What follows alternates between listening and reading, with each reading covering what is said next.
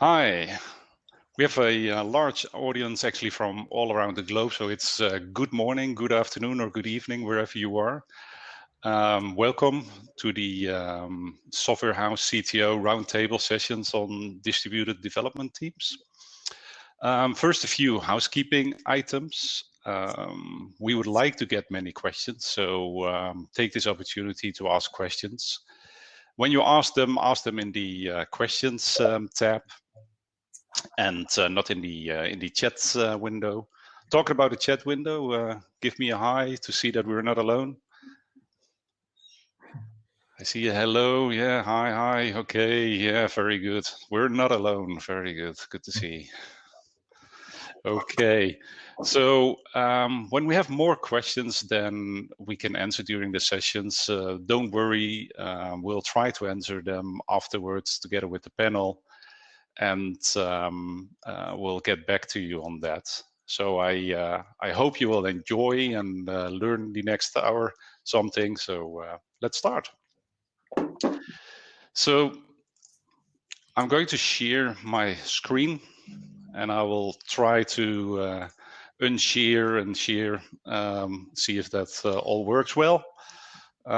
So when I talk to new clients about distributed development teams, remote working, and all that kind of things, then I very often hear, I've tried that, it didn't work. And when you ask me, our experience is that it not only works, it's a crucial part of your success of the development team. And that's what we're going to talk about today. I'm Gerbert Oude Velthuis. I'm the CTO of Travelia. And General Manager of the Software House in the Netherlands. I will be your host today. I'm honored to be today with three seasoned CTOs to talk about distributed development teams. And let me introduce them to you. So first, Dimitrios Psarrou from Endouble, CTO from Endouble. So hi, Dimitrios. Dimitrios, can you explain us a little bit about what Endouble does and some background about yourself? With pleasure. So, hi everyone, I'm Dimitrios. I come from Greece, sunny Greece, and actually at the moment I'm also in Greece because of the lockdown, of course. So I have a computer science background, and I also have a master's in ocean engineering, which I did in Florida, in USA. And I'm currently employed at Endouble as a CTO. And in there, what I do is usually being in charge of all the tech-related issues within the company for our products. Also making sure that our technology strategy and decisions align with the company strategy. And of course, I'm a sparring partner and a mentor for our tech leaders. So what do we do at Endouble, if you may ask? We actually create talent acquisition platforms for industry-leading organizations. So you might know us from the work and buy or working at websites for big names in the Netherlands, for example, Jambo or Albert Heijn, but even globally as well, Signify, for example. And yeah, maybe it's very relevant for today's discussion to also mention that I am partially remote working as a CTO. So that means I spend half of my time in the Netherlands and half of my time here in Greece. Indeed, interesting.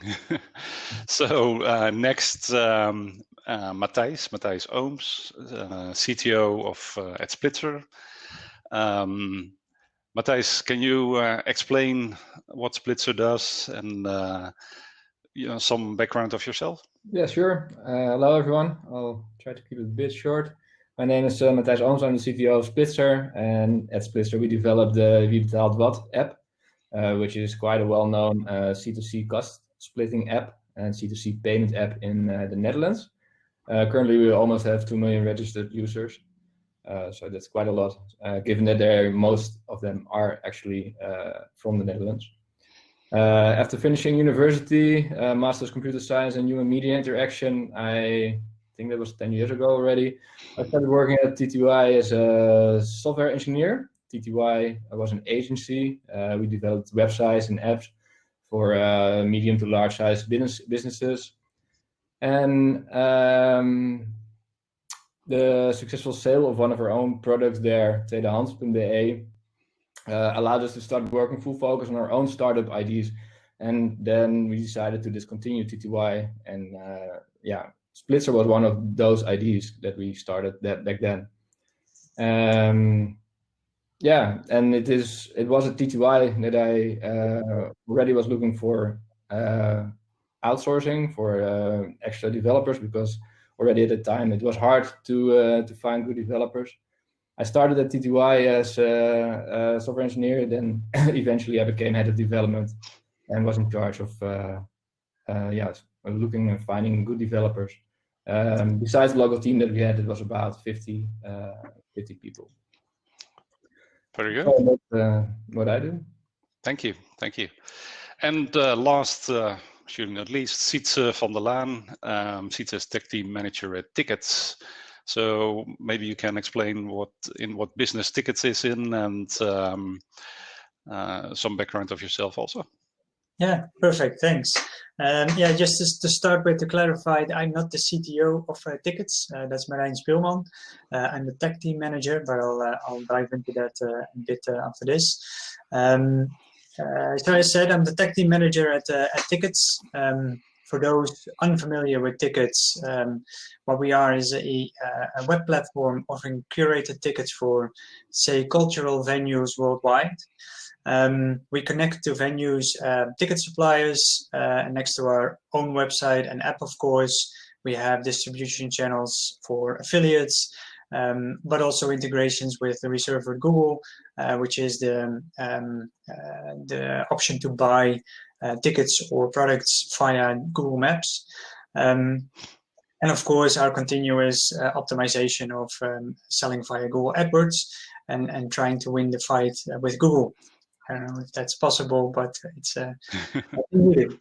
and of course, yes, Corona has had a huge impact on our business, as you can imagine, as worldwide museums shut down. As a wise man once said, never waste a good crisis, and we hope to come out stronger. About me, I joined Tiqets September last year. Tiqets has been growing quite rapidly. It's been around for 5-6 years. And at that point, the product development department already had about 50 people, all led by one manager, which was the CTO, Marijn. So there was need for more people management, the people management layer next to the CTO. That was me. I joined as the tech team manager. I have a background in software engineering and a bit of psychology. I previously worked at Paylogic, big ticketing company, mostly for dance events, mostly known for dance events worldwide. It's been sold 2 or 3 times already now to a French company. After that, I started with my own company, had a go at that. Unfortunately, no luck. I guess the world wasn't ready for a beautiful product yet. But who knows? Who knows? Maybe in the future. Bit more detail. Can I tell a bit more detail about the Tiqets still? Go ahead. At Tiqets, we work with what we call multidisciplinary focus teams. This connects to the remote teams and local teams, so that's why I'm explaining a bit. We work with multidisciplinary focus teams where we combine product as well as development. So the product dev teams, we call them focus teams.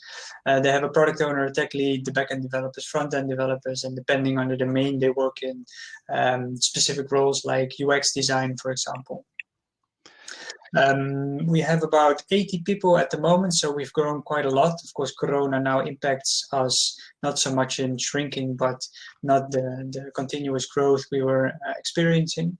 Most of our teams are in Amsterdam, but we have 2 teams in Poland with the competitor of the software house STX Next. I say competitor, but they're actually in a different sphere as we work in Python.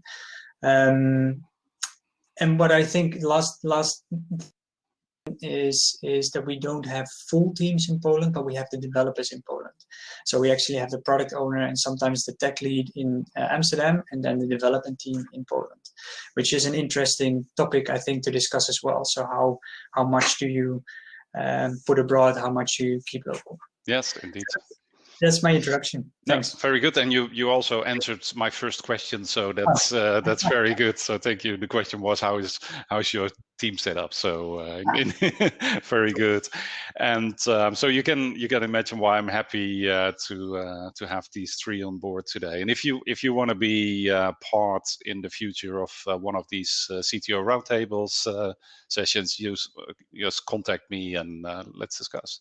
So Sietse, I'm going to skip you because you already answered the question. But Matthijs, maybe you can talk about what is the setup of your team, and do you work distributed, etc. Yeah, sure. Yeah, since we are a startup, we don't have the luxury yet of really large development teams at the moment. We do have several disciplines though. We develop an Android app, an iOS app. We have a front-end application written in AngularJS, and we have a backend written in Ruby on Rails.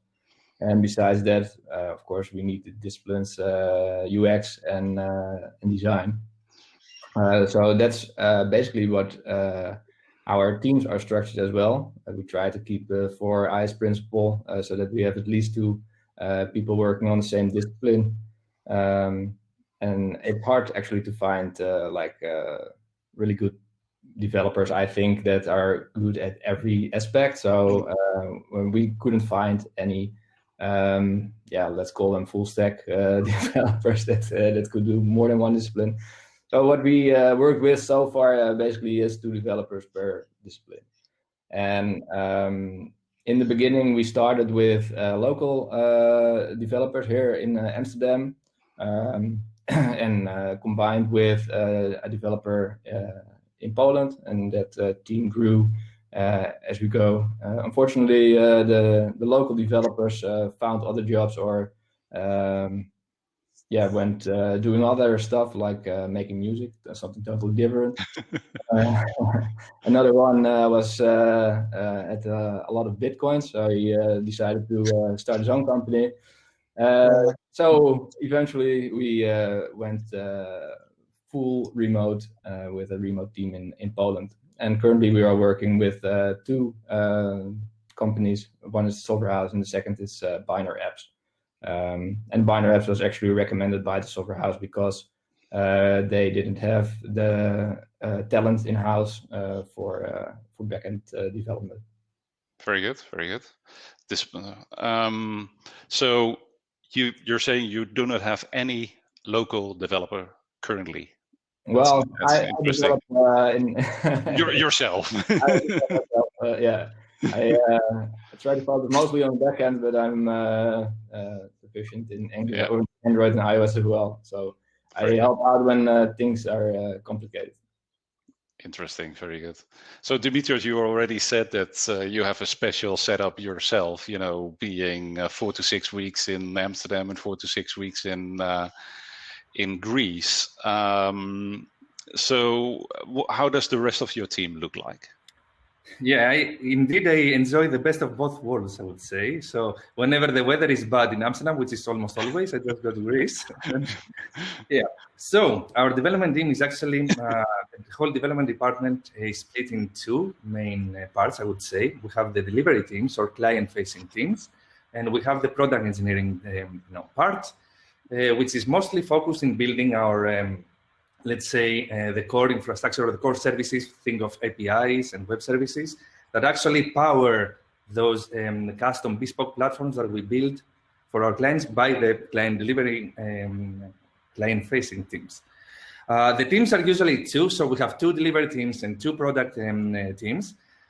Usually the size is 4 to 6 developers roughly.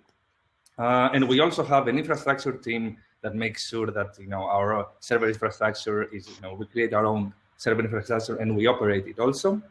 We have a support team as well that handles the level 1 or level 2 type of issues. We have a security team that also makes sure or pestering us every time to make things secure, and everything is running well. And the interesting thing is that our teams are mixed. So not all our developers are on premises. So our office is in Amsterdam North, but actually some of our developers are in other countries permanently, for example, Spain, or even South America. We have people from Brazil or Colombia as well. And of course we have some of the teams are local here. We also have other people that are even in Thailand or Asia.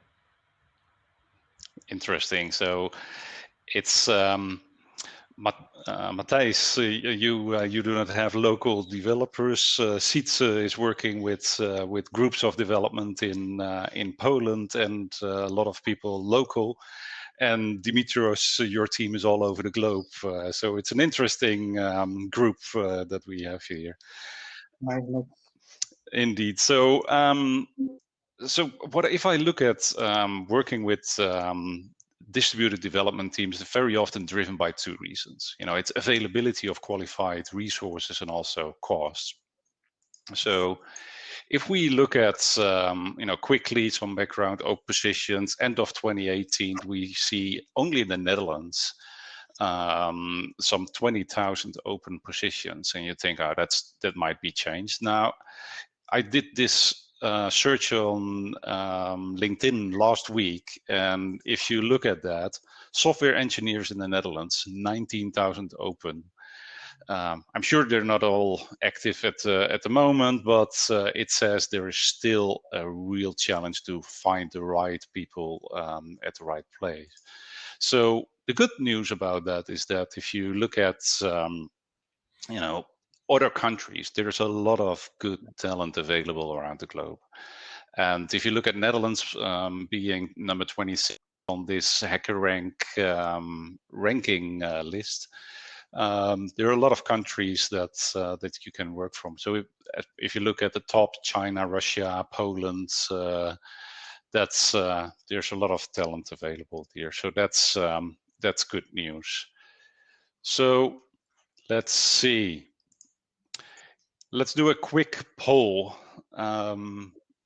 If you go to the poll tab, you should have a poll, and the question is, before COVID-19, obviously everyone is working remote now, but was your team working as a distributed team, or was it all locally? Pick one of the choices you have there.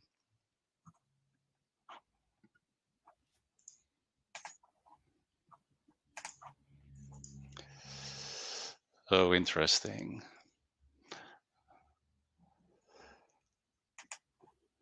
So we see most of team members were working in the office and some remote, 42%. So it's a lot of distributed teams already there. So that's good. So maybe we can see. Let's see if there are already questions. No, if you don't forget, if you have any questions, feel free to add them in the questions tab, and we will answer them. Okay. So let's move on. So often I make the statement of the right talent is more important than the location. What's your opinion about that, Sietse? Let's start with you. Yeah, that's of course an interesting discussion. And my answer is more like a sort of a political answer, yes and no. It's always a combination of factors. Of course, the right talent is very important, but I guess it depends on a couple of factors. I think the DNA of the company, and looking at Tiqets, the DNA of the company is really to be at the office, to have one team, saying that we have two Polish teams who are not at the same office, but really the starting position was to have everybody at the office. Corona changed all that, so it's very interesting to see what the outcome of that is. I guess we'll dive into that a little later. If you have a really good developer with bad communication skills or no cultural fit with the rest of the company, he will have a hard time. And of course, if you have a good, very talented developer with good communication skills, or at least ticks more of the boxes, then of course the right talent is more important than the location. And it really comes down to not just the individual communication skills, but also how the team communication setup is done, and to be able to answer the question truthfully. But yeah, right talent is very important, but it's not just the development talent. It's it's a few additional checkboxes that need to be ticked. Yeah, yeah. Anything to add to that, Matthijs? Yeah, I agree. I think what you say about the definition of right talent, I think communication skills is part of that. Yeah. In addition, if you are a remote worker, I really like it if people don't require too much guidance in that sense, that they are doers and people that I can trust, that I can give responsibility so that they can take things on their own. I don't know if everyone, I don't think everyone is suited for working from home. I think there are many challenges there, and that you can easily be distracted. And yeah, there are certain things, yeah, also for, I don't know, maybe younger people that just start out, I think it will be hard to work from home. So there's also a thing. Thinking about location versus right talent, I think also it shifted in the last 12 years. If I look at Amsterdam, 12 years ago, I think you could attract young talent with a cool office. Currently, that doesn't do anymore. Even if you find talent and they are expats and they come to Amsterdam, it's hard to keep them because of large companies like. Well, let's mention Booking before COVID. It was, yeah, they simply can pay a lot of money, and it's easy to lose money or developers that we found to companies like that. So I think that changed a lot since in the last years, and now especially since COVID and many people working from home, it will definitely change. So the definition of right talent also changes. I think that's my conclusion. Yeah, yeah. No, it's a good addition. Right talent, indeed. So, Dimitrios, anything to add, or? I would like just to add the timing into the mix, because if you know, for example, a couple of 2 years ago, also it happened in Amsterdam. It happened that many venture capitalists came and then they started hiring like crazy. And when you need talent and you have nothing to find, you know, at this point, location doesn't matter anymore. You just need you know, the talent so you can continue doing business. It's also important to take into account when considering the location. Apart from that, I totally agree with both of my co-speakers here, especially on the fact that things have changed the last 12 or 10 years, and we have now the technology and the tools to support not thinking about the location anymore. Yeah, so it has become less of a priority. Indeed, that's a big item, of course. Yes. So Dimitrios, whilst you're off mute, what would be for you the right balance between local and remote, if you taking those tools and change into consideration? Well, political answer. I also would give one. There is no right balance. It always depends on your, let's say, your business scenarios, your product, and most importantly, the culture of your company, right? If you can support that. To give you an example, there are companies right now that we all know, for example, GitLab, that is fully remote. There is no local development team, right? So if they can do it, many others can. I also have people from my network that, for example, one is a Scrum Master for remote development teams in China. This also is possible and it can happen. So that means that, you know, you can always find a recipe or a balance there. But yeah, there is no right answer. You need to see your product, what skills you need. Maybe you just need to, let's say your team lacks a specific area of expertise, and you can add a few remote developers to fill that gap. That's also a good scenario. So yeah, sorry for the short answer, but it depends. I think my friend Agustin, I see from the group, would relate to that statement.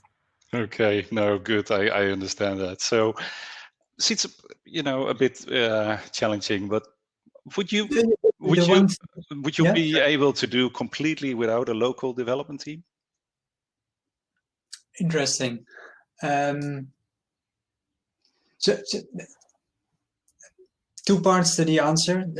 I'm of course thinking about the current setup we have, right? So the current people we have within Tiqets, the beautiful, talented development group. What I see now being forced to work at home with COVID is that some people really strive with working from home. They're more productive. They really love it. They have no interruption, very few meetings, etc., etc. But there's also some people who really have a hard time. Yeah. And not to skip or already answer the questions that are later on, but some people really have a hard time, and it could be external factors with kids running rampant at home, but it could also be that a person really doesn't want to work from home. He really wants to be in an office. He wants to have that personal contact with colleagues. So just saying we can have a full remote team would also bypass them, and I wouldn't want to do that. Looking at our product, of course, we also have splits in domains. We have a venue side, we have a consumer side, we have an infrastructure side. We have the connections with the suppliers, for example, which is more, let's say, API kind of work. So some projects are definitely suited for remote work. And for those parts of the domain, I would say, yes, that's definitely possible. Oh. For other parts, there is a closer connection to the actual business, which is still run with a lot of people, like marketing, like supply, like content, etc., etc. And it helps to be at the office, to be able to do the translation between their needs and what needs to be developed. Oh. The one thing I do still want to add to the mix, basically, is it's also dependent on more technical, but the state of the code base. Easiest explained, on the one hand, the monolith, where everybody worked on the same code base, and the other end of the spectrum is working in microservices, where you can really have a distributed setup of all the different teams working independently from each other on the same bigger project. So that's also a factor in that equation. Yeah. No, absolutely, indeed. So even a step further, I know of teams that don't even have an office, and maybe go once a week into a shared workspace like WeWork or something like that. So Matthijs, with your whole team being distributed, would you be able to do without an office? Yeah, actually, I think we could. Currently, we are located in the Prince Gracht Ziekenhuis, which is an old building that they renovated just last year. Mm-hmm. And most of the places there are flex work places. Okay. And the three of us, we are basically managing the whole startup from here in the Netherlands, with the three of us, together with Matthijs, Piest, and Ernst Dibbets, who is the UX lead and also the operations lead. Mm-hmm. And currently we do have one office there, but we're thinking about leaving, just taking the flex work places after the whole Corona thing. Yep. So I think we can definitely do that. Interesting. I prefer, though, that the development teams are mostly or have the ability to work together. So I think it's really good if the remote team themselves can join and work together from time to time on the same location. Just because the tools and everything are very good at the moment, I believe that face-to-face communication is still the most efficient, and not to forget the most fun way, in my opinion, to work together. Yeah. So a related question of here from, I hope I pronounced that correctly, Cyril. And how often do you visit your remote team members? Do you see them in person, Dimitrios? Right, that's a very, very good question. Actually, we do see them in person. We don't really visit. I wish I could do that, to be honest. We invite them to the office. So usually we have a pattern for that. So we strive, for example, for very important, let's say, discussions. For example, upcoming quarters or half of a year, where we want to go with our technology, right? And this is a big discussion. We want to have everyone's input, the pain, mention the pain points, the challenges, where everyone thinks we should be going. We invite our employees on premises. We schedule an offsite, sometimes outside, to have these conversations. It just works so much better. However, I have to mention that on one of those, let's say, discussions, we even had one remote, working completely remote. So we had to cater for that. It worked still because we have been accustomed to that way of working, but still we try to do that, let's say, often to invite them to the office. Yeah. I see the difference. If you've seen each other face to face, really physical in the same location, then it's easier to work remote after that. Absolutely.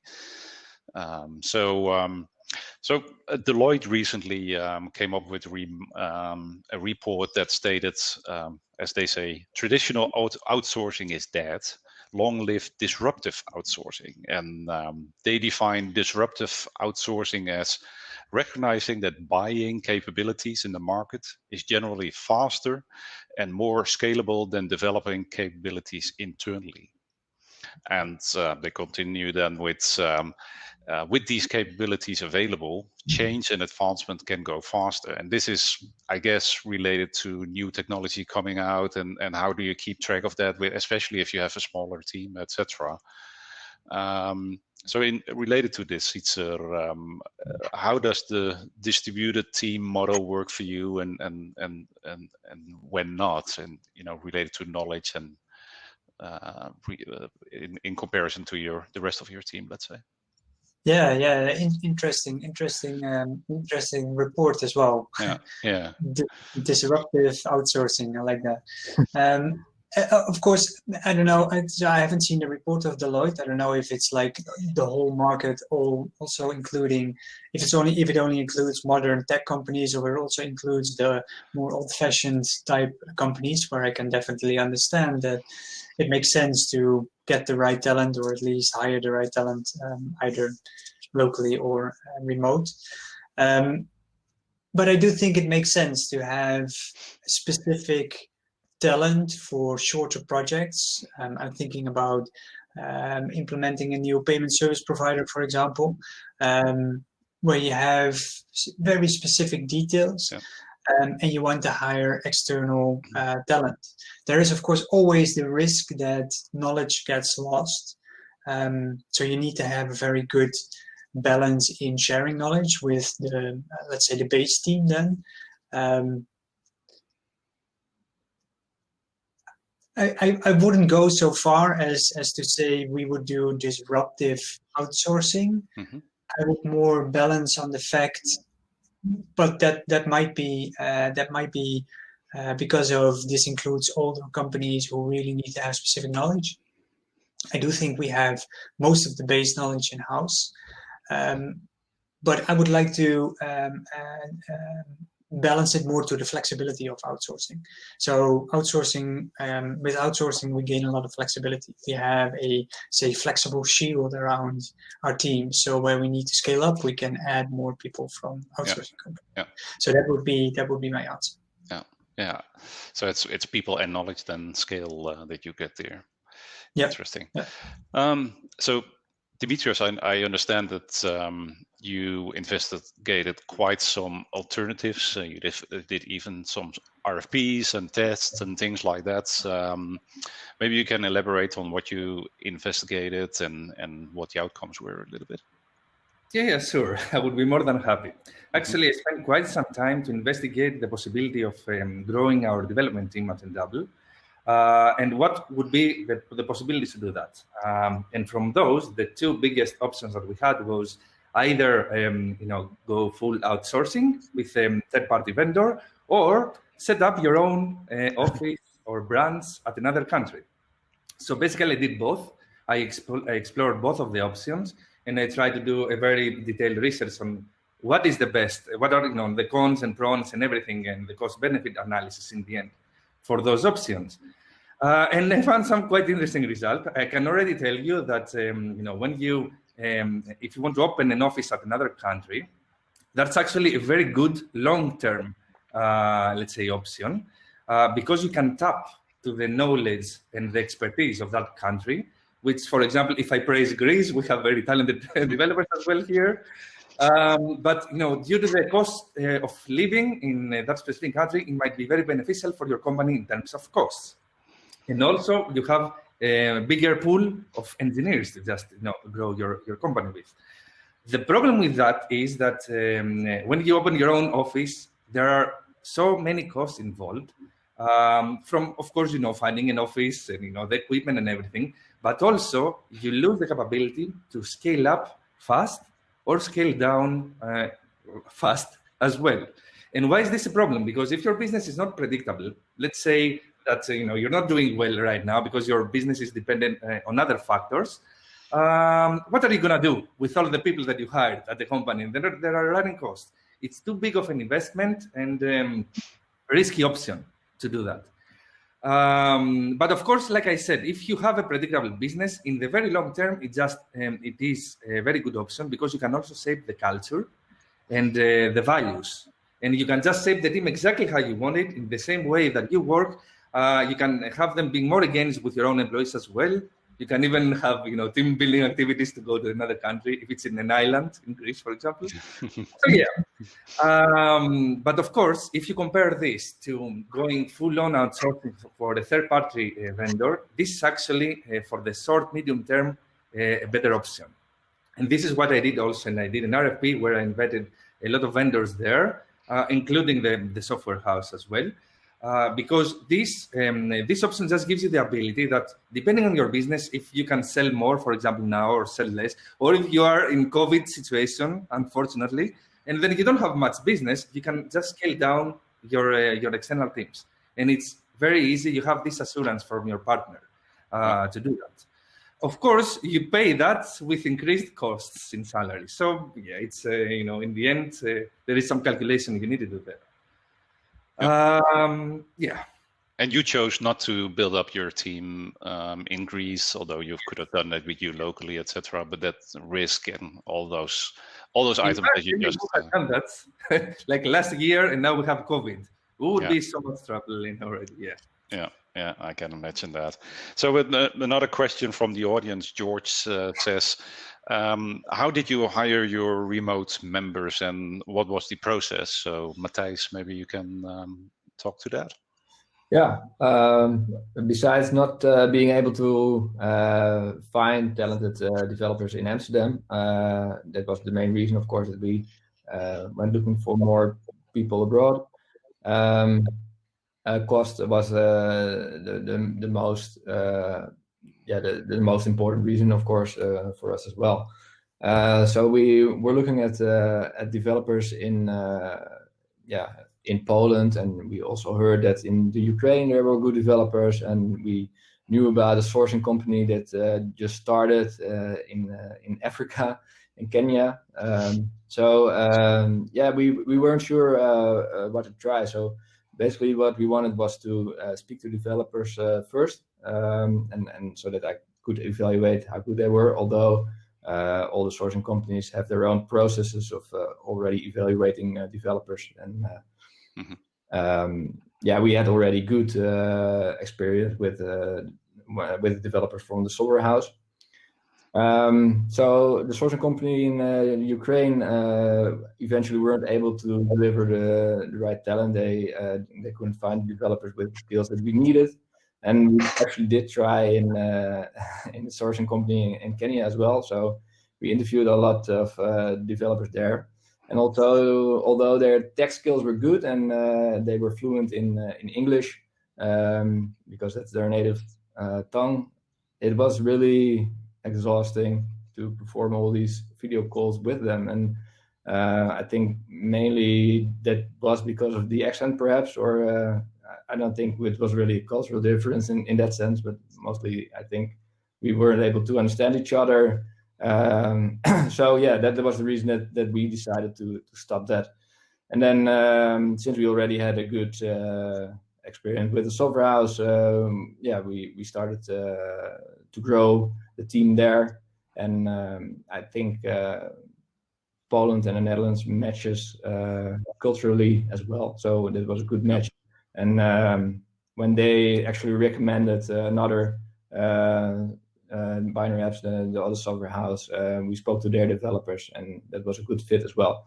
So that's how we ended up with the remote teams. Okay, very good. Very good. I hope, George, this answers your questions. Another one I'll get later too. So let's see. When we work distributed now, everyone does that, of course, and people think, how do I keep my team motivated? How do I keep them connected? How do I make them do what I need them to do, and things like that. As you said, Dimitrios, there are a lot of tools these days available for that, and techniques also. For me, it's communication. You can't communicate too much, but how to do that in a structured way. Can you name 3 items that are the basis for success with distributed team and remote work? Sietse, may I ask you first? Yeah, of course. The basis of success, I think the one you mentioned is key. Communication is key. And I don't know if I interpret your question correctly, but with an external company and also touching the question of George, having the right partner and having them understand your needs, your way of working. Matthijs said I think we have a pretty good match with Polish people. I think we sort of are the same sort of level-headed kind of people. So there is understanding. Of course, there's cultural differences, but having the right assistance, the right partner, and this takes time. This takes time to build up your relationship with the external partner, but also for them to fully understand when I say I want a Python developer, that they understand, okay, but it needs to be a Python developer with skills XYZ instead of any Python developer will do. So the right assistance of your external partner. And one key factor for success is flexibility. Oh, interesting. Odd as it may sound, you need to so putting myself, of course, in the place of Tiqets, where we don't do full remote work. Our outsourced teams, in essence, bring us the flexibility we think we will need looking at the near future, right? We need to focus on this and this element. I do, of course, have to say that the what originally started as a flexible team has been around for quite some time. So it's actually been became part of the core teams of Tiqets. But this, knowing that you have this flexible shell is for us a key factor for success. Okay, very good. Anything to add, Matthijs, to that? Yeah, I think there is a thing as too much communication. There is, okay. Everyone is video calling all the time. I think most of the developers will say, I want to do some actual work. Yeah. So there's that, but I agree. When you do have a video conference or whatever, I think the tools should be good and should all work. So that is key. And of course, the people themselves should be able to communicate and ask the right questions. So what I mentioned earlier, I think it's really important that people, the developers themselves, ask the right question, are not afraid to ask the right questions, and by doing that, they take ownership of what they do, and they really, you can really trust that what they do is good. I think that's a really important thing.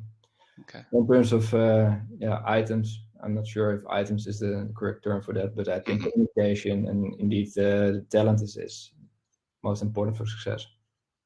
Okay, very good.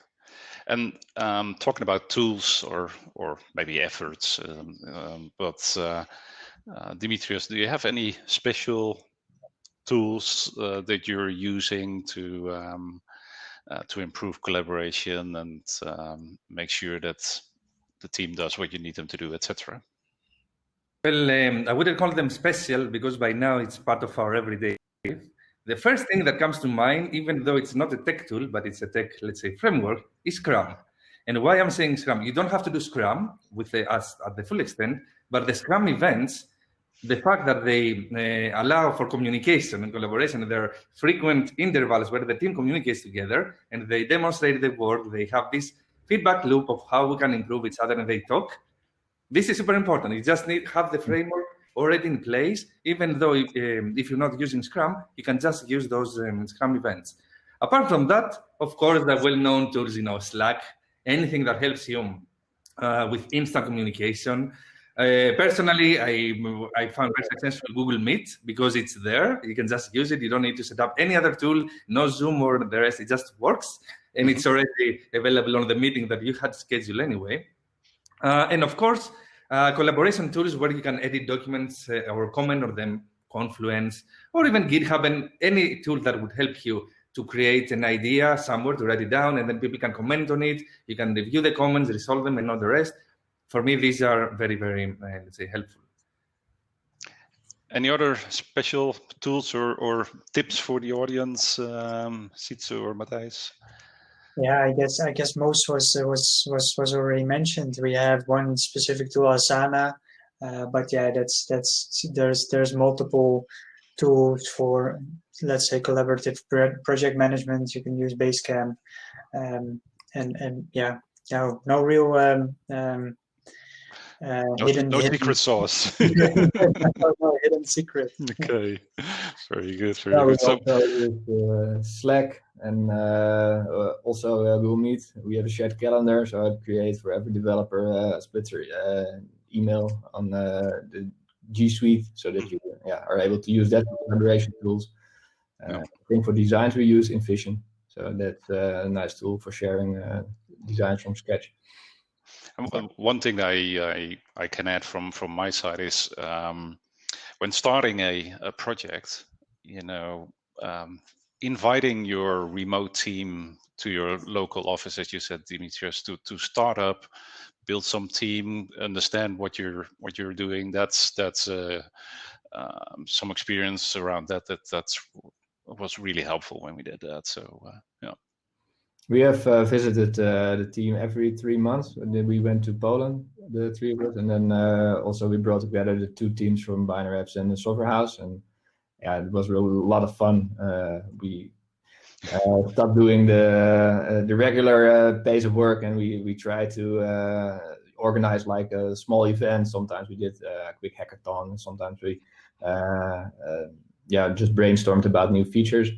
And that was really cool and really helped in the motivation of everyone that was helping us with the project. Yeah. Okay. Still need the personal connection. Yeah, it's important indeed. So other question from the audience. David asks, and Dimitrios, maybe a good one for you. How would you decide between hiring directly remote talent versus an augmentation service like the Software House?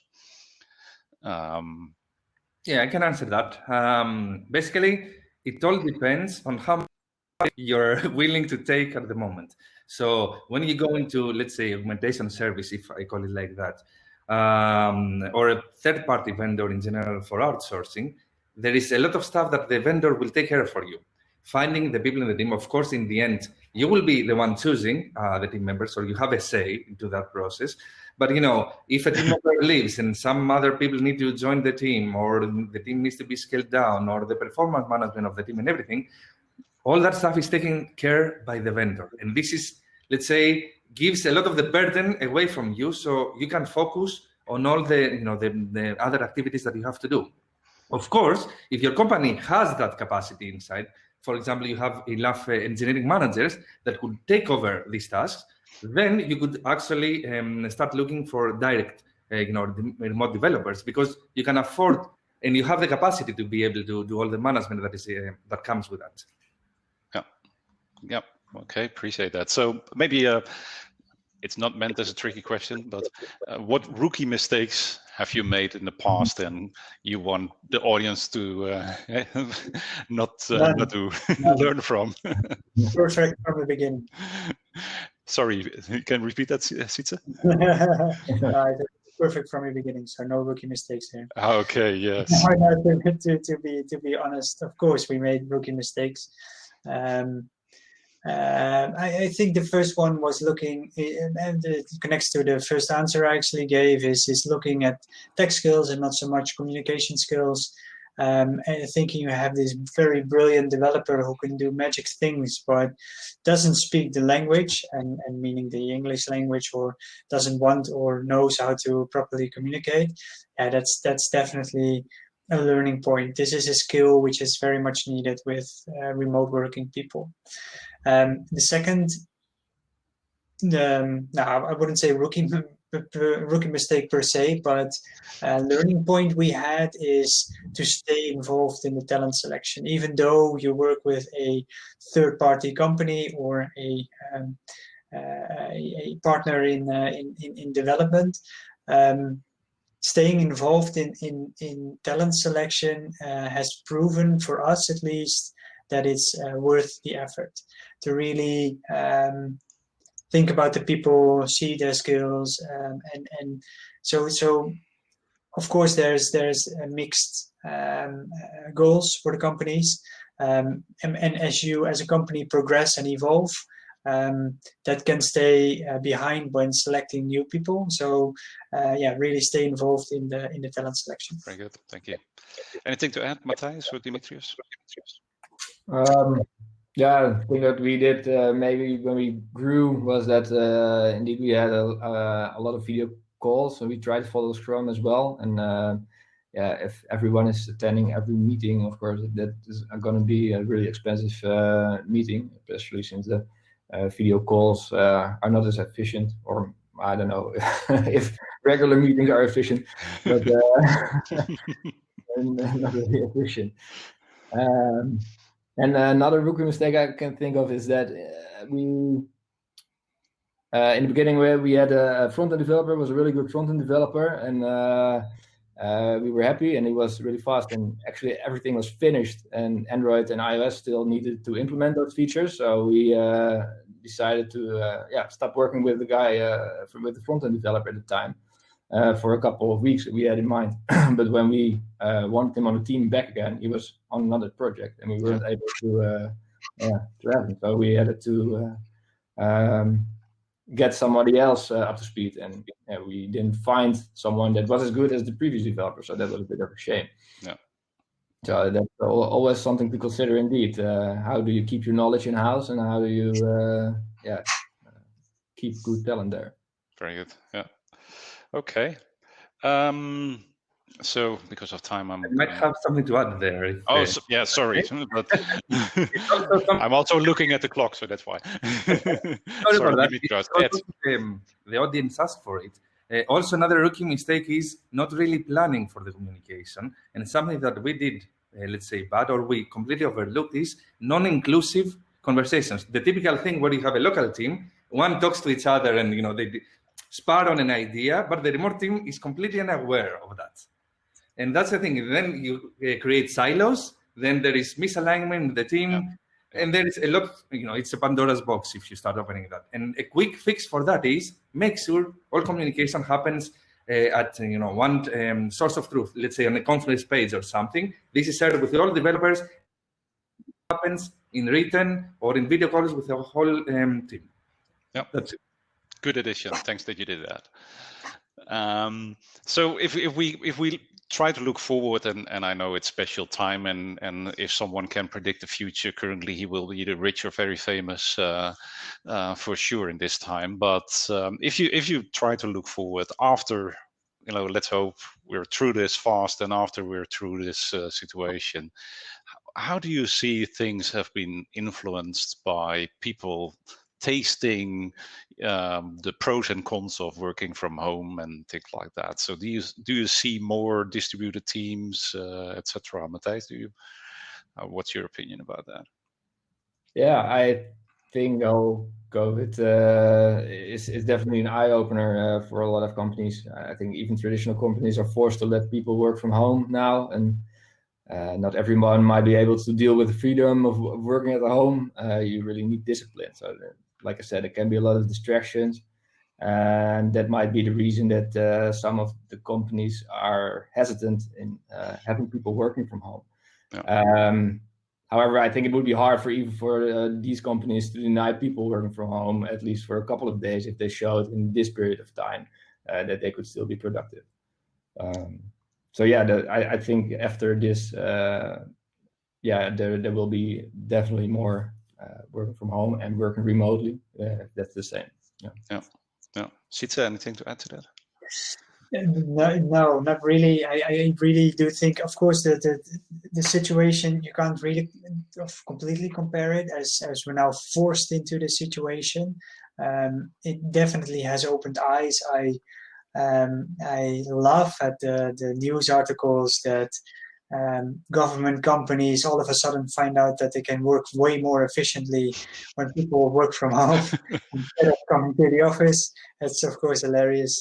And as a tech company or tech focused company, you're aware that working from home is quite easy. It's of course very unfortunate that we needed Corona to have some more proof of that. Will it change? Yeah, I think there will be more flexibility around remote development. That said, the DNA of Tiqets is this group feeling, is working from the office. And we also don't want to lose that. So there is mixed feelings in that as well. I can imagine. Dimitrios, anything special to add? We'll pass this time. Thank you very much. Very good. Before we go to the questions, a few commercials. So next CTO Roundtable will be 23rd of June. If you have any topics that you would like us to discuss or want to be a part of that as one of the panelists, please contact me. You see my LinkedIn QR code or my email. Also, if you want to know what the next topic is going to be about, just register to our newsletter, and we will keep you up to date on that, of course. So then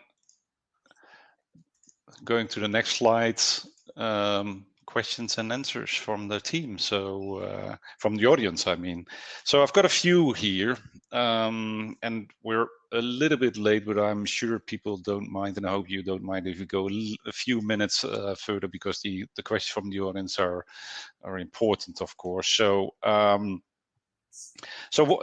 is, what problems do you face during managing distributed teams compared to local teams, and how do you solve them? From Mansoor, who thinks has a good answer on that.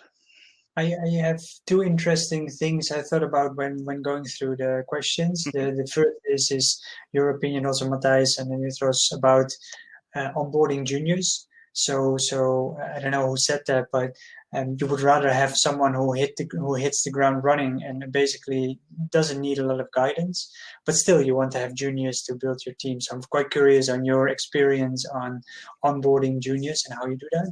But that's a new question to add to the list. One of the problems we run into, it's not so much a problem, it's more a logical consequence of doing things, as we have the Polish developers in Poland, and in the Netherlands we have a PO. One of the things we run into is that you more easily communicate in your own language, meaning that the Polish developers amongst themselves discuss in Polish, which creates their own environment. And this you don't really want to have. You don't want to have these silos, but it's logical by nature to discuss in your own mother tongue. Basically, it's easier to explain your problems. But this is one of the attention points, I would say, when working with remote teams. And did you do something special to solve that? So, for instance, in public chat Slack channels, only English or something like that? Or? Yeah. Of course, developers are smart, right? So they just create their own channel. Yeah. But yeah, indeed. So the language, the company language is English, and everything that goes into the let's say public channels is all in English. and we try to stimulate, of course, to discuss everything with the team. So the explicit communication, to not have the siloed communication where decisions have been made, where other people are unaware of what those decisions were. You really should be, or you should try to get rid of them. Yeah. Yeah. Okay, very good. So another question that I've got here from, development skills is more. It's not just only about development skills, as you said, all of you said. And considering that, how do you feel the developer principles, and how would you be able to assess those during the interview process? So how do you get from a remote interview process, how do you get the right candidate? I guess, if I translate that correctly, Augustine, I hope I do.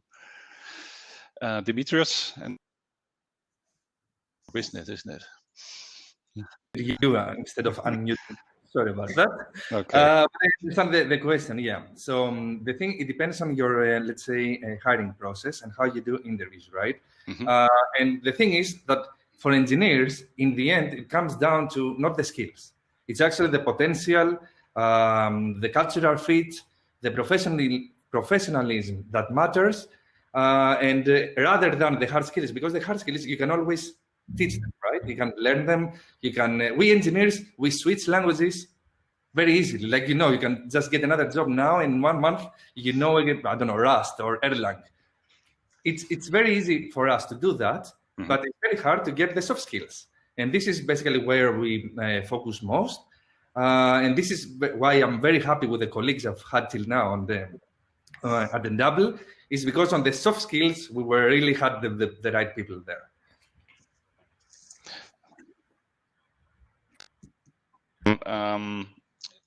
How do you manage? I guess that's for you also, Dimitrios. How do you manage distributed team time zone? So I used to work for an American company, and I know that I had people in New Zealand and in the US, and I woke up in the morning, and the first thing that I did was check if something was burning in New Zealand or Australia, because you only have a few hours.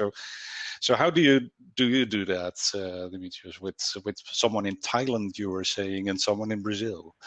Yeah, short answer, we don't. But we had to for that someone in Thailand, and also for that one in Colombia, actually, right? Colombia, yeah. Colombia at the moment, yes. So what happens is that we try to avoid that, to have that much of time zone difference. Even on the RFPs with the vendors that I had invited, the outsourcing vendors, this was one of our criteria. So the time zone shouldn't be more than 2 or 3 plus 2 plus 3. So we're able to communicate, and so you can align, let's say, our day lives. But there are, of course, cases you can just not have that, especially when someone is in Thailand or Colombia. And in there, it works well if you have, let's say, a very professional engineer, which we were lucky to have, where those guys were working fully in Scrum. They would be available for the Scrum events, but the rest of the work will be done outside the office hours. Yeah. And then, problems will be communicated always beforehand. So, it's up to the engineer in the end. So you had block hours for the Scrum, so where everyone was available in the sessions, etc. Yeah. Okay. Cool. And so, to your opinion, can a manager who manages these remote resources also be remote, or is that better to be local? You're indeed. So let's ask Matthijs for that answer. How do you see that? You're remote in the sense of your team, of course. I think I'm manager / tech lead, and I'm working remote. So yes, that's possible. I think one of the benefits, though, of having like the augmented service that was mentioned before is that things like performance evaluations is something that the company can do. So I don't have to spend time on that, which actually I like. That you don't have to spend time on it, you mean? Yes. on the tech part, indeed. So how do you see that, Sietse? Because you're more focused on that people part, isn't that, in your role? Yeah, indeed, and that would indeed also be my answer. So it's also a skill you look for, and of course the easy question would be, how good do you listen to your boss? So you can't really ask that, but it's indeed a let's say Fingerspitzengefühl with a person to see how he would fit a team and how he would be in discussions, making deadlines, keeping up communication, keeping up with the lesser interesting parts of the job. So this would really be a when we do the interview process, when we have a vacancy, this would be one of the skills we're looking for. Okay. Yeah. Very good. So because of timing, I think there are more questions, but we'll try to answer them after the call. But thank you again, Matthijs, Sietse, Dimitrios. We can't physically give you a gift now, but if you check your inbox, you should have a gift there. I hope you enjoy it, and thanks again for being here. And with this, we end the CTO Roundtable session, and hope to see you next time. You're welcome. Thanks for having us. Fun. Thanks, everyone. Thank you.